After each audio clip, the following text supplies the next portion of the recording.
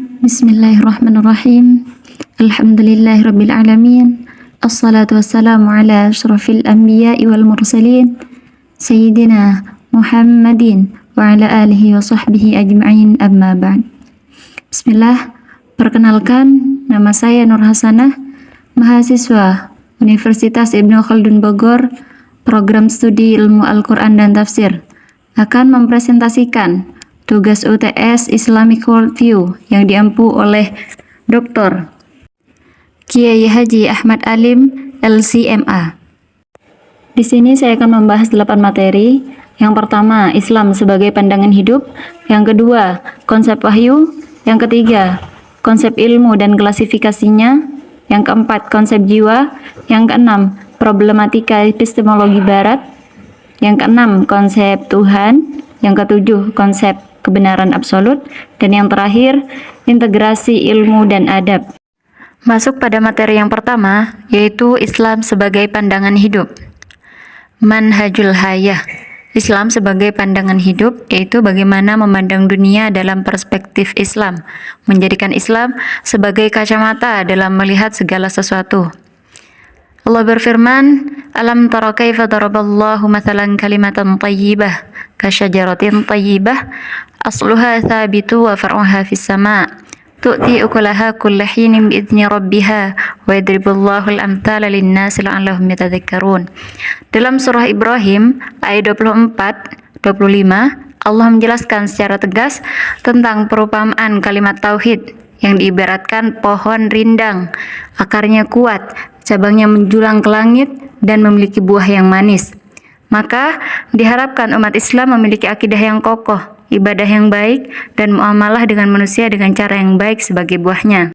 Islam adalah akidah fikriyah, yaitu kepercayaan yang berdasarkan akal, yang asasnya adalah keesaan Allah SWT atau tauhid syahadah, yang terbentuk dalam pikiran dan hati setiap muslim, dan tentunya berpengaruh terhadap pandangan tentang keseluruhan aspek kehidupan, terutama tentang realitas dan kebenaran.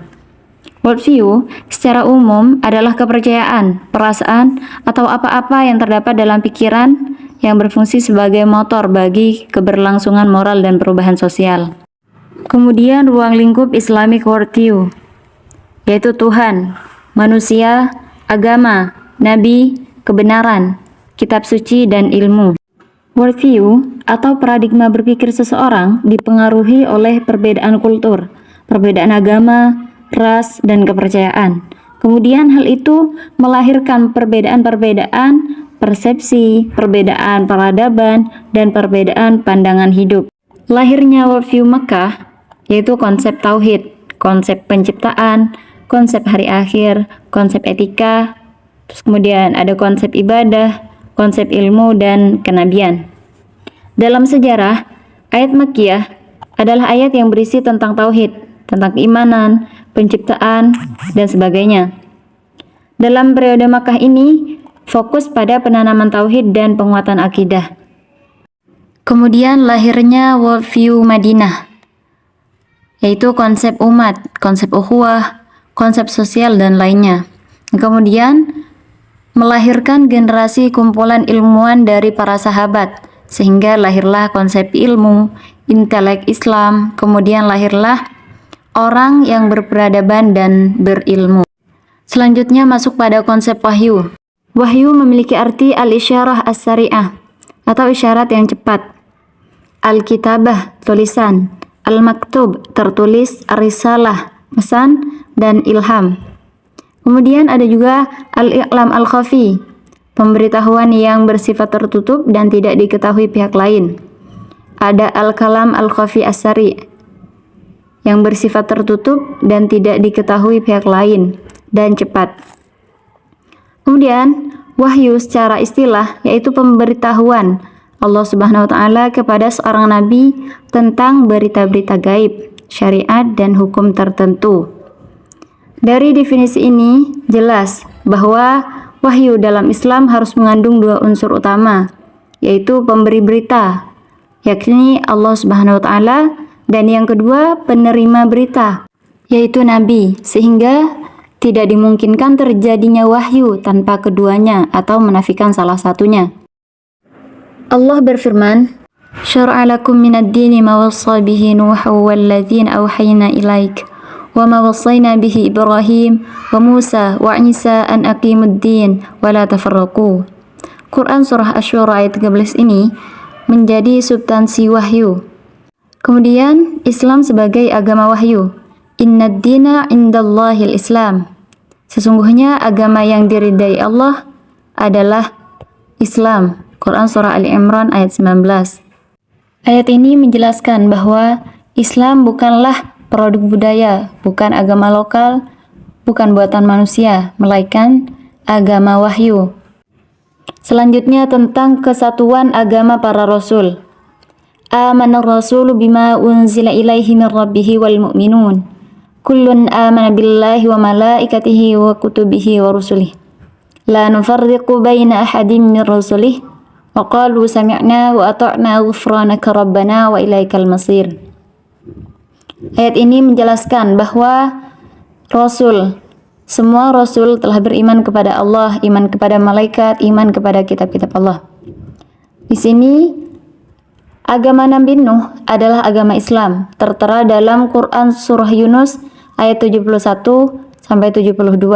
Kemudian Islam adalah agama Nabi Ibrahim alaihissalam dan anak cucunya Ismail, Ishak, dan Yakub. Seperti dijelaskan Quran surah Al-Baqarah ayat 131 sampai ayat 133. Kemudian Islam juga merupakan agama Nabi Yusuf alaihissalam, seperti yang dijelaskan surah Yusuf ayat 101. Agama Nabi Sulaiman juga adalah agama Islam. Dijelaskan dalam surah An-Naml ayat 44. Kemudian Islam juga merupakan agama nabi-nabi Bani Israel, seperti yang dijelaskan dalam Al-Quran surah Al-Maidah ayat 44. Islam sebagai agama mencakup 3 hal. Yang pertama Islam, yang berisikan syahadat, salat, saum, zakat, dan haji. Kemudian iman, yaitu iman kepada Allah, malaikat, nabi, kitab, hari akhir, dan takdir. Dan yang ketiga yaitu ihsan, yaitu manifestasi puncak keberagamaan dan juga akhlak. Masuk pada konsep ilmu dan klasifikasinya. Ulama menjadikan ilmu sebagai pilar peradaban, seperti Imam Syafi'i. Beliau berkata, "Talabul ilmi afdalu min salatin nafilah, laisa ba'dal faraid afdalu min talabil ilm." Waqal, "Man arada ad-dunya fa'alaihi bil ilm, wa man arada al-akhirah fa'alaihi bil ilm." Menuntut ilmu lebih utama daripada salat sunnah. Beliau berkata, tidak ada amalan setelah amalan fardu yang lebih utama daripada menuntut ilmu. Barang siapa yang menginginkan dunia, maka hendaklah berilmu. Barang siapa yang menginginkan akhirat, maka hendaklah dengan ilmu. Dan barang siapa yang menginginkan keduanya, maka hendaklah dengan ilmu. Kenapa Imam Syafi'i menempatkan menuntut ilmu, mencari ilmu setelah amalan-amalan fardu? Karena ilmu adalah asas dari semua ibadah, dan ilmu adalah dasar dari kehidupan dunia dan akhirat. Ilmu berasal dari bahasa Arab, yaitu alama atau ilm, yang berarti tanda, petunjuk, atau pilar indikasi untuk mengenali atau mengetahui sesuatu. Nah, secara istilah, ilmu diartikan sebagai suatu pengetahuan yang diberikan Allah Subhanahu wa Ta'ala kepada manusia. Ilmu dapat diperoleh dari proses pembelajaran, seperti membaca, menulis, dan memahami sesuatu. Yang artinya, ilmu tidak bisa didapat secara instan. Nah, ilmu identik dengan Al-Quran, hadis, syariah, iman, hikmah, ma'rifah, dan lain sebagainya. Ilmu tidak bisa dipisahkan dengan Islam, karena Islam itu sendiri adalah ilmu. Kata ilmu dalam Al-Quran diulang 750 kali. Contoh pada surah Al-Mujadalah ayat 11, Az-Zumar ayat 9, Al-Imran ayat 18, Toha ayat 114, dan masih banyak lagi. Ada juga yang mengatakan bahwa ilmu adalah maqam alaihi dalil, segala sesuatu yang berdasarkan dalil. Nah, di sini ada dalil naqlu al-musaddaq dan yang kedua al-bahthu al-muhaqqaq. Yang pertama, naqlu al-musaddaq yaitu dalil yang diambil dari Al-Qur'an dan hadis atau apa-apa yang Allah sampaikan dalam Al-Qur'an, baik yang bersifat empiris seperti alam, syahadah, maupun hal yang bersifat misteri atau gaib. Kemudian yang kedua, al-bahthu al-muhaqqaq, seperti penelitian yang bersifat akurat, yang dilakukan secara empiris, berulang dan bisa dipertanggungjawabkan. Tujuannya untuk memberi manfaat bagi alam dan manusia. Contohnya ijtihad berupa ijma' dan qiyas. Klasifikasi ilmu. Salah satunya yaitu ilmu syar'iyah, yaitu ilmu yang berasal dari para nabi dan rasul yang diperoleh dari wahyu. Kemudian ada ilmu ghairu syar'iyah, yaitu ilmu yang berasal dari akal. Ada juga ilmu hal dan ilmu kifayah. Menurut Imam Az-Zarnuji dalam kitab Ta'limul Muta'allim, ilmu hal yaitu ilmu yang dibutuhkan pada saat itu dan hukumnya fardu ain. Contohnya seperti sholat dan yang lainnya. Sedangkan ilmu kifayah yaitu ilmu yang tidak dibutuhkan pada saat itu. Ada juga ilmu aqliyah. Menurut Ibnu Khaldun, ilmu aqliyah yaitu ilmu yang dapat dicerna oleh pikiran atau empiris. Sedangkan ilmu nakliyah yaitu ilmu yang didapat dengan menukil dari khabar musaddaq. Contohnya dari hadis dan Al-Qur'an. Ilmu nakliyah memiliki riwayat penukilan. Dan yang terakhir, ilmu kauniyah, yaitu ilmu yang mencatat masalah alam, bisa diuji coba, diamati, dan dilakukan secara empiris, atau ilmu sebab akibat. Contohnya seperti ilmu falak. Ilmuwan dibagi menjadi dua. Yang pertama, seperti yang dijelaskan dalam surah Asy-Syu'ara ayat 197, yaitu ilmuwan yang meneliti banyak ilmu tapi kufur. Mereka menjual ilmunya, mereka melakukan kemungkaran dengan ilmunya. Kemudian yang kedua, yaitu ilmuwan yang mengamalkan ilmunya, ilmuwan yang memanfaatkan ilmunya untuk kebaikan. Mereka mampu membaca tanda-tanda kekuasaan Allah. Mereka mengambil ibrah dan dengan ilmunya mereka mendapat kebenaran. Mereka hanya takut kepada Allah. Budaya ilmu yaitu literasi, membaca, munadharah, mudarasah, diskusi, meneliti, dan sebagainya, sehingga dengan itu berkembanglah peradaban. Sebelum Nabi Muhammad membangun pasar, tatanan ekonomi, kota, dan lain sebagainya, Nabi mengkader umat Islam dengan membangun budaya ilmu. Para sahabat dikader oleh Nabi, contohnya seperti Zaid bin Thabit. Beliau dikhususkan untuk bahasa diplomatik. Terus kemudian Nabi membangun madrasah untuk wanita. Nabi Muhammad juga mengkader dari kalangan dewasa, seperti Abu Hurairah yang menghabiskan waktunya untuk belajar pada Nabi Muhammad.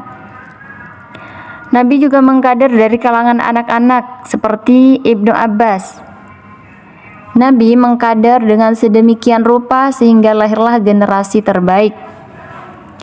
Kader terbaik pada masa Nabi yaitu Abu Bakar As-Siddiq, yang kedua Umar bin Khattab, yang ketiga Utsman bin Affan, yang keempat Ali bin Abi Thalib. Unsur-unsur kaderisasi yang pertama yaitu menjadikan ilmu sebagai skala prioritas atau mementingkan ilmu. Yang kedua, melestarikan ilmu, yaitu melakukan upaya-upaya untuk menjaga ilmu. Yang ketiga, pewaris nilai-nilai dari generasi ke generasi, yakni mengajarkan kepada anak-anak mereka. Terus yang keempat yaitu leadership, kepemimpinan. Masuk pada materi selanjutnya yaitu konsep jiwa.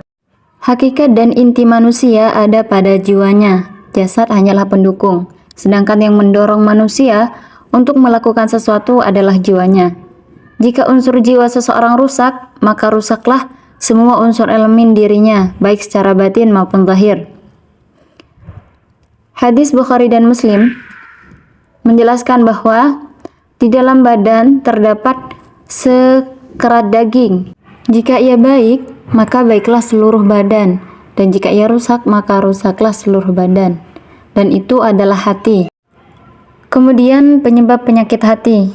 Yang pertama yaitu dosa. Syekh Muhammad menjelaskan bahwa apabila seorang hamba melakukan dosa, maka akan ditulis di dalam hatinya sebuah titik hitam. Faktor yang kedua yaitu jiwanya tertutup. Seperti firman Allah dalam surah Al-Baqarah ayat 6. Kemudian yang ketiga, jiwanya keras. Allah mengkeraskan hatinya. Seperti surah Al-Baqarah ayat 74. Faktor yang keempat yaitu jiwanya ada penyakit. Hal ini dijelaskan dalam surah Al-Baqarah ayat 10. Dan yang terakhir yaitu jiwanya buta. Hal ini dijelaskan dalam surah Al-Hajj surah ke-22 ayat ke-46. Sedangkan solusi dari penyakit hati yaitu tazkiyatun nafs.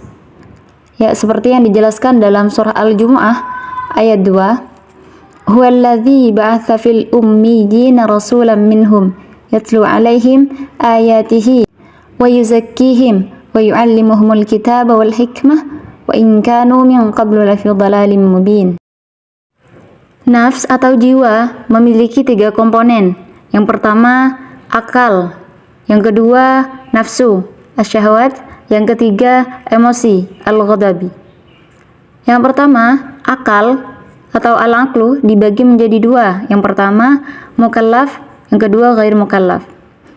Mukallaf yaitu yang bisa membedakan mana yang benar dan yang salah, sedangkan ghair mukallaf yaitu yang tidak bisa membedakan yang halal dan yang haram. Nafsu juga dibagi menjadi 2. Yang pertama iffah, yang kedua bila syar'iyah. Iffah atau kehormatan itu syahwat positif yang memiliki kecondongan untuk berbuat baik, sedangkan nafsu bila syar'iyah yaitu nafsu yang dibiarkan semaunya, yang memiliki kecondongan untuk berbuat buruk. Terus al-ghadabi, emosi juga dibagi menjadi 2. Yang pertama asyaja'ah, kesatria, dan yang kedua al-jubn, pengecut. Akal apabila dididik, maka ia akan melahirkan akhlak. Dan induk dari semua akhlak yaitu ilmu, iffah, dan asyaja'ah. Sedangkan induk dari semua keburukan, akal yang dibiarkan semaunya, yaitu al-jahal, al-hawa, dan al-jubn. Pembahasan yang kelima yaitu problematika epistemologi barat. Kenapa budaya barat atau peradaban barat ini sangat berbahaya?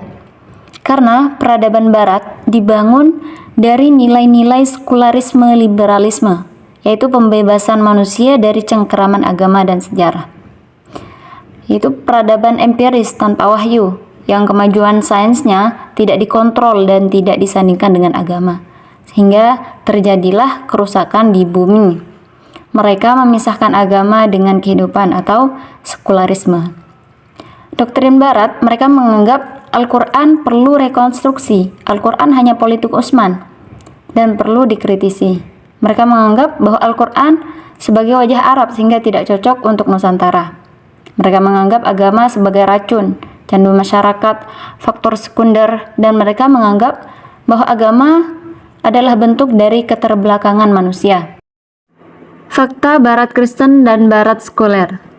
Barat Sekuler memisahkan diri dari Barat Kristen. Penyebabnya yaitu yang pertama trauma sejarah yang didominasi agamawan Kristen, dan juga problematik teks Bible yang berubah-ubah secara turun-temurun sesuai selera pendetanya, sehingga tidak bisa dijadikan acuan. Begitupun problematik teologik, sehingga menimbulkan traumatik yang menjadikan mereka memisahkan diri dari peradaban Kristen. Jika ditelusuri lagi, peradaban Kristen berasal dari peradaban Yunani yang menjunjung kepercayaan berlebihan, kemampuan panca indera. Kemudian, penyebab yang kedua yaitu jauh dari nilai wahyu. Mereka jauh dari nilai-nilai agama. jauh dari kelangkaan rasa keagamaan dan kerohanian. Terus yang ketiga, menjunjung tinggi kehidupan materialistik. Bagi mereka, orientasi dari bahagia hanya diukur dari materi, dari harta, atau kapitalistik. Orang-orang barat memasukkan pemikiran mereka yang global, yaitu seperti sekularisasi, liberalisasi, kolonialisasi, imperialisasi, dan juga orientalisasi. Mereka ingin merusak pemikiran umat Islam dari dalam Islam itu sendiri dengan cara menyusupkan pemikiran-pemikiran. Oleh karena itu, banyak umat Islam yang melakukan pendekatan dengan pola orientalis, merubah metodologi ijtihad, melakukan dekonstruksi konsep wahyu, dekonstruksi tafsir, mengubah hukum Islam, dan hal tersebut adalah pengaruh dari pemikiran barat. Dalam ilmu sosiologi barat, masyarakat berkembang melalui 3 fase teori. Yang pertama trilogis, metafisik, dan yang terakhir scientific. Teori yang sebenarnya ingin menjauhkan agama dari ilmu. Dalam ilmu psikologi barat, agama juga dianggap sebagai ilusi, tidak sesuai dengan realitas ilmiah. Nah, peradaban barat harus kita waspadai dan dikritisi, karena pemikiran mereka hanyalah liberalisasi, kebebasan yang hanya bermuara pada pemisahan agama dan kehidupan, atau sekularisasi. Selanjutnya masuk pada konsep Tuhan. Tuhan dalam agama Islam bersifat asli dan final. Itu disebabkan karena konsep Tuhan dalam Islam dirumuskan berdasarkan wahyu dalam Al-Quran yang juga bersifat asli dan final. Tuhan dalam Islam dikenal dengan nama Allah. Konsep Tuhan dalam Islam sesuai dengan wahyu, bukan buatan manusia ataupun budaya. Secara zat maupun sifat, Allah itu Maha Esa. Allah tidak beranak dan tidak diperanakan, tidak diduakan dan tidak ditigakan, seperti yang dijelaskan dalam surah Al-Ikhlas.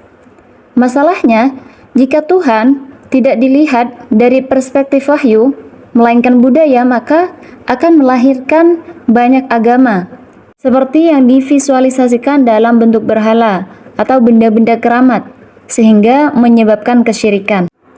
Selanjutnya, perbedaan konsep Tuhan. Dalam perspektif Yahudi, mengatakan bahwa Uzair adalah anak Tuhan, sedangkan dalam Kristen, Isa atau Yesus adalah anak Tuhan. Dan juga agama-agama buatan lokal, agama nenek moyang, dan budaya yang menyembah banyak berhala, bahkan ribuan berhala yang dijadikan Tuhan dalam visual ekspresi yang mereka yakini dalam budayanya. Nah, hal itu terjadi karena konsep Tuhannya berbeda. Konsep Tuhan dalam perspektif wahyu tidak akan bisa menyatu dengan Tuhan perspektif budaya dan buatan manusia. Tidak bisa diliberalisasikan, hanya bisa ditoleransi seperti firman Allah dalam surah Al-Kafirun ayat terakhir, lakum dinukum waliyadin. Nah, kemudian konsep Tuhan yang lurus akan melahirkan makna hidup, akan tahu apa tujuan hidup, akan tahu sumber moralitas, sumber akhlak, bahwa tindak tanduk kita tidak lepas dari Allah Subhanahu wa taala. Imam Ibnu Katsir dalam tafsirnya menuliskan bahwa Allah adalah Al-Ism Al-A'zam, itu yang maha tinggi, maha agung. Allah juga merupakan nama yang khusus dan tidak ada sesuatu pun yang memiliki nama itu selain Allah Rabbul Alamin. Dan Tuhan juga tidak bisa dipisahkan dari kehidupan, sains, politik, ekonomi, hukum, dan pendidikan. Karena akan terjadi kesenjangan dan kerusakan. Maka dalam Al-Quran diingatkan bagaimana manusia harus memahami konsep Tuhan berdasarkan perspektif yang absolut, yaitu wahyu. Kemudian, kita juga harus mengenal Allah dalam tauhid rububiyah, yaitu sebagai pencipta, pendidik, dan yang maha pemberi, seperti yang dijelaskan dalam surah Hud ayat 6. Kemudian kita juga harus mengenal Allah dalam tauhid uluhiyah, mentauhidkan Allah saat beribadah, dalam surah Al-Fatihah ayat 5. Dan juga mentauhidkan Allah dalam asma wa sifat, seperti yang dijelaskan dalam surah Al-A'raf ayat 180. Masuk pada materi yang ketujuh, konsep kebenaran yang absolut. Secara umum manusia belajar untuk mengetahui pengetahuan, untuk mencapai kebenaran agar merasakan kepastian yang lazim atau absolut. Ketika berbicara Islam, maka dalam kaidah turath, kaidah-kaidah klasik yang berbahasa Arab dan menjadi literatur rujukan dalam Islam untuk berijtihad mencari kebenaran, literatur turath diantaranya yaitu ada istilah hak dan batil, digunakan dalam konteks antologi. Kemudian ada as-shawab dan al-khata' dalam konteks ijtihad. Kemudian dalam konteks valid dan invalid ada as-sahih dan fasid. Dan yang terakhir dalam konteks pernyataan lisan yaitu shadiq dan kadzib. Kemudian jika berbicara tentang pentingnya kebenaran, Al-Qur'an mengulang kata al-haq lebih dari 280 kali. Contohnya dalam surah Al-Baqarah ayat 26. Hal itu menjelaskan tentang respon orang yang beriman ketika kebenaran datang dari Tuhan. Maka mereka meyakini bahwa itu adalah kebenaran, hukum Allah yang bersifat absolut. Kebenaran dari Allah bersifat mutlak dan absolut. Tidak boleh meragu-ragukan, tidak boleh menyembunyikan kebenaran, dan juga tidak boleh kebenaran dicampur adukkan dengan kebatilan. Kebenaran dalam Islam tidak kontradiktif antara akal dan wahyu. Akal manusia bisa mencapai kebenaran yang absolut jika dilandasi dengan wahyu. Namun, jika akal tidak disandingkan dengan wahyu, maka akan membuat kebenarannya sendiri dan tidak memiliki tolak ukur kebenaran. Kemudian, kebenaran dalam Islam juga tidak dikotomis dalam memandang realitas secara subjektif, historis, dan lainnya. Islam memandang dengan tauhid, di mana kehidupan tidak bisa dipisahkan dengan tauhid, pendidikan, politik, ibadah, hukum, dan yang lainnya. Maka, konsep kebenaran yang absolut tidak bisa dipisahkan dengan konsep Tuhan, konsep penciptaan, konsep wahyu, konsep ilmu, dan yang lainnya. Kemudian, tingkat keyakinan tentang kebenaran. Yang pertama, ilmul yakin. Kedua, ainul yakin. Dan yang ketiga, hakul yakin. Ilmul yakin yaitu mendengar, menganalogi, atau memiliki wawasan tentang konsep kebenaran. Kemudian yakin. Nah, yang kedua, ainul yakin, yaitu keyakinan yang dilihat secara langsung. Yang ketiga, yaitu hakul yakin, adalah keyakinan yang paling tinggi, secara langsung merasakan dan juga mengalami. Dan poin pentingnya yaitu kebenaran harus mencakup dunia dan akhirat dan diaktualisasikan dengan ilmu, iman, dan amal. Selanjutnya masuk pada materi terakhir yaitu integrasi ilmu dan adab. Ilmu dan adab adalah masalah mendasar yang sedang dihadapi umat sekarang ini. Ilmu sudah mulai dijauhkan, bahkan dihilangkan dari nilai-nilai adab dalam arti yang luas. Akibatnya, terjadilah keadaan yang disebut oleh Al-Attas, the loss of adab, atau hilangnya adab.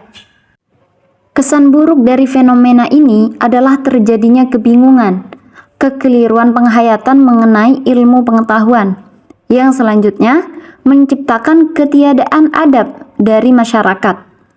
Hasilnya, yaitu lahirnya para pemimpin yang bukan saja tidak layak memiliki umat, melainkan juga tidak memiliki akhlak yang luhur dan kekuatan intelek spiritual yang mencukupi, sehingga itu akan membawa kerusakan di berbagai sektor kehidupan, baik kerusakan individu, masyarakat, bangsa, dan juga negara. Ilmu dan adab adalah inti dari ilmu nafi, yaitu ilmu yang bermanfaat. Ilmu nafi ini adalah ilmu yang pernah diperintahkan Allah kepada Nabi Muhammad agar diminta dan dicari setiap saat. Dalam surah Thaha Allah berfirman, "Qur rabbi zidni ilma." Dan katakanlah, "Ya Tuhanku, tambahkanlah kepadaku ilmu pengetahuan." Melalui ayat ini Rasulullah diperintahkan untuk senantiasa memohon kepada Allah tambahan ilmu yang bermanfaat. Ilmu adab juga merupakan hal yang sangat penting dalam tradisi intelektual Islam. yang dimana mendorong perhatian para ulama salaf untuk melahirkan sebuah karya abadi tentang konsep ilmu dan adab dengan kajian yang mendalam atau komprehensif. Misalnya, Imam Al-Bukhari menulis tentang adab al-mufrad. Kemudian ada juga Ibnu Sahnun menulis risalah adalah muallimin. Ada juga Ar-Rumani yang menulis tentang adab. Kemudian Al-Qabisi menulis tentang Ar-Risalah Al-Mufassilah, Ahwal Al-Muta'allimin wa Ahkam Al-Muallimin wa Muta'allimin. Dan juga masih banyak lagi ilmu-ilmu atau kitab-kitab tentang adab. Alhamdulillah, sekian presentasi dari saya. Semoga bermanfaat untuk kita semua, khususnya saya pribadi. Jazakumullah. Wassalamualaikum warahmatullahi wabarakatuh.